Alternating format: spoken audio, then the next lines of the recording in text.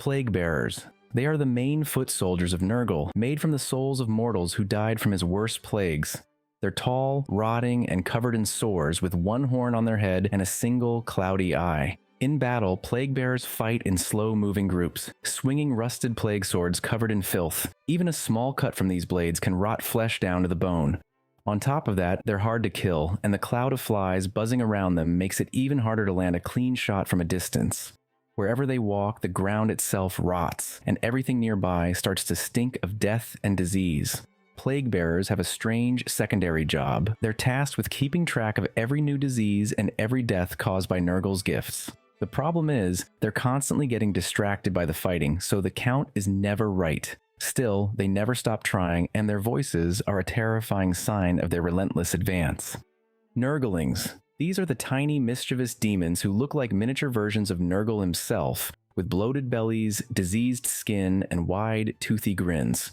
Nurglings swarm across the battlefield in massive piles. They're not strong individually, but in numbers they can overwhelm enemies or clog up machinery with their bodies. Some Nurglings also infest Nurgle's mortal champions, living inside them like parasites. In battle, they leap out to protect their host, treating them like a walking home. They also act as living palanquins, forming squirming thrones to carry Nurgle's favored champions across the battlefield. Their distant cousins, known as glitchlings, have a more technological twist. They're drawn to machines, infesting enemy vehicles and messing with their systems. Out of all Nurgle's demons, Nurglings are the best example of his playful, almost jolly side, spreading death and disease, but always with a big smile. Beasts of Nurgle. They are big, slug-like demons covered in slime, tentacles, and open sores. They might be war beasts by nature, but the truth is that they're another example of Nurgle's more jolly side. To them, a battlefield isn't a place for war, it's a giant playground full of potential friends. They'll slither up to enemies, trying to wrap their tentacles around them, completely unaware that their slime melts flesh and spreads lethal plagues. When their new friend dies, the beast gets confused for a moment, then wanders off to find someone else to play with, leaving a carpet of disease and rot behind it. In bigger battles, whole packs of beasts squirm and flop across the field, acting like giant, overexcited pets, infecting everything they touch. Rot flies. These are giant bloated flies, each one the size of a small vehicle. These monsters are born directly from Nurgle's garden, when a beast of Nurgle finally gets tired of being ignored by its playmates and dies of sadness. Rot flies have none of the playfulness they once had. They're hateful creatures meant for hunting and spreading rot. Their wings beat with a droning buzz that spreads disease wherever they fly, and their barbed proboscis can impale enemies before pumping them full of plague. Although they're often used as mounts for plaguebearers, rot flies are still demons in their own right, capable of acting alone or in swarms. A rarer version known as the battlefly exists, which is even bigger and often fights without a rider. Plague toads. Another terrifying beast from Nurgle's army. Plague toads waddle straight into battle, drawn to the smell of blood and rot. They aren't fast, but their thick flesh makes them surprisingly hard to kill. When they reach the enemy, they lunge forward to swallow victims whole, drowning them in filth and acid. They also work like living battering rams, smashing into enemy lines and knocking over anything that gets in their way. Sometimes, plaguebearers even ride them into battle, using them as war mounts, though most of the time they simply lurk in Nurgle's swamps, blending into the landscape until a fight draws them out. Wherever they go, the ground turns to sludge and the air fills with the stink of rot. Vile Savants. They are one of Nurgle's more obscure demons, usually working behind the scenes instead of charging into battle. They are warp entities that look like bloated containment suits. Inside of them, there's no body left, just liquid flesh, vermin, and disease, held together by demonic will. When deployed, vile savants taint air and supplies with every step. They almost always work in small groups called plague cells, spreading Nurgle's gifts quietly until the whole world is rotten from the inside out. Vile savants are different from cultists and corrupted mortals. They are so devoted to Nurgle that they gave up their own flesh to become a living disease. Molluscoids. Slug-like demons with rubbery skin and gaping mouths full of sharp teeth. Compared to Nurgle's other creations, they are far less common, usually found crawling through the darkest, most infected corners of plague-ridden worlds. Molluscoids are born directly from the land itself, spawned when rot and mutation completely overwhelm the environment. They aren't regular parts of Nurgle's armies, though they've been used as mounts on rare occasions. Most of the time, they're just part of the local plague fauna, blending into the landscape, waiting for unlucky prey to wander too close. Heralds of Nurgle. They are the leaders of Nurgle's Plaguebearers, acting as field commanders in his armies. Each herald is tougher and more gifted with Nurgle's power than the demons they lead. There are several types, each with its own role. The Poxbringer is a battle psyker, using Nurgle's magic to spread disease and strengthen nearby demons. The Spoilpox Scrivener is a taskmaster, constantly yelling at Plaguebearers to keep proper count of infections, all while using his massive quill as a weapon. The Sloppity Bilepiper fights with music, playing a horrid tune that drives the nearby demons into a frenzy. One herald, Horticulus Slimmux, has even been given the role of Nurgle's chief gardener. He rides his giant snail, Mulch, across the battlefield, corrupting entire war zones into living plague gardens. Whatever their specialty, all heralds contribute to empowering the surrounding demons, making them essential to Nurgle's war machine. Epidemius. He is the most important herald of Nurgle, known as the Plague God's chosen tallyman.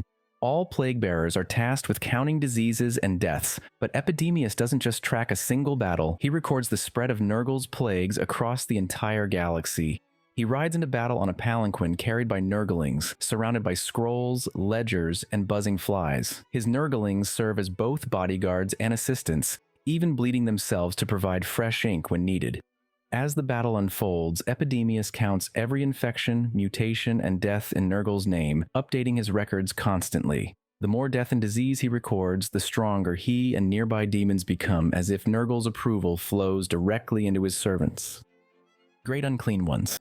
The greater demons of Nurgle, massive creatures that mirror the god himself. Their bloated bodies leak filth, their guts hang open, and they are constantly surrounded by clouds of flies and swarms of Nurglings. In battle, they cause massive damage to enemy armies using gigantic rusted swords, flails, or maces, all coated in disease.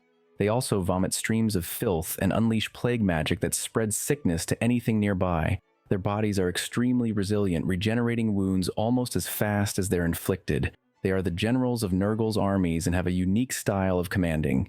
Instead of barking orders, they cheer on their demons like proud uncles, encouraging them to spread Nurgle's gifts with laughter and praise. There are many notable Great Unclean Ones, each with their own feats and personality. In the next entries, we'll cover the two most important ones. Kugath Plaguefather. He is the most famous Great Unclean One, known for his obsession with recreating Nurgle's greatest plague. Long ago, Kugath was just a Nurgling, born in Nurgle's cauldron as the plague god brewed his perfect disease. Kugath fell into the cauldron, swallowed the entire plague, and grew into a Great Unclean One. Nurgle laughed it off and welcomed this turn of events, but Kugath is still determined to recreate the perfect plague he once took from his master. He rides into battle on a palanquin carried by Nurglings, turning every battlefield into a testing ground for his latest creations. Rotigus. Also called the Rainmaker or Rainfather, he is one of the most feared Great Unclean Ones, known for his power over corrupted nature. Wherever he appears, floods of filth, toxic rain, and rotting plant life spread across the land. His mastery of plague magic is unmatched, and he is an extreme threat, capable of slaying entire armies with his staff. Rotigus earned Nurgle's favor by saving the Plague God's garden from a devastating fire and has conquered thousands of worlds in his name. One of his most notorious conquests was the hive world of Nebus, where he easily shattered the Imperial defenses that had held off the Death Guard for years. Filthlords. They are mortal champions who earned Nurgle's highest reward, ascension into immortal demonhood, becoming walking symbols of decay. Among all demon princes, Nurgle's champions are the slowest and most repulsive, but they are also by far the most resilient.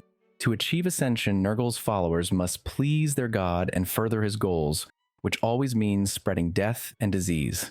The perfect example is Mephidast, a former plague cultist who rose to demonhood by infecting an entire Agriworld's food supply, killing billions without a single battle.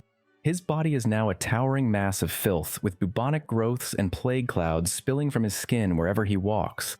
Whether they lead armies or spread infection alone, all Filthlords exist for the same reason: to carry Nurgle's blessings into the heart of every world they touch. Mortarion. He is the demon Primarch of the Death Guard, and by far the most powerful of Nurgle's demon princes. Mortarion was once a loyal Primarch of the Emperor, but during the Horus Heresy, he and his legion fell to Nurgle, embracing the Plague God's gifts to survive a horrific warp plague. Now Mortarion's body is fused with his armor, and he has grown giant moth wings. As a demon prince, he towers over most mortals, surrounded by thick clouds of toxic fog that corrode anything nearby. In battle, Mortarion fights with Silence, his massive two-handed scythe, and the Lantern, a pistol that fires beams of searing warp energy. Combined with his psychic powers and Nurgle's endless blessings, he is nearly impossible to kill. His wounds seal themselves with rot, and even his death would likely only send him back to the warp until Nurgle sees fit to unleash him again. The Prisoner of the Emerald Cave. This is a truly obscure Nurgle Daemon, only ever mentioned in the novel Pandorax, which wasn't exactly well received. Still, I had to include it because it's absurdly powerful, and a perfect example of how Warhammer lore sometimes goes completely over the top. The Prisoner is a colossal, great Unclean one sealed under the Death World Pythos after a battle that wiped out almost every Grey Knight and Imperial soldier sent to stop it. Even Exterminatus wouldn't guarantee its death. It's a living plague factory, constantly spawning demons from its flesh and warping its body to counter any threat. It can even devour war machines, corrupt them, and spit them back out as demon-infested horrors. To keep it sealed, the survivors had to scatter 7 hidden seals across the planet and leave behind a Grey Knight force to stand eternal watch. This concludes our video. I hope you liked it, and if you did, consider dropping a sub and a comment. I will create the videos covering the other demon factions in the coming weeks, so activate the notification bell if you don't want to miss them. Thank you for watching, and see you soon.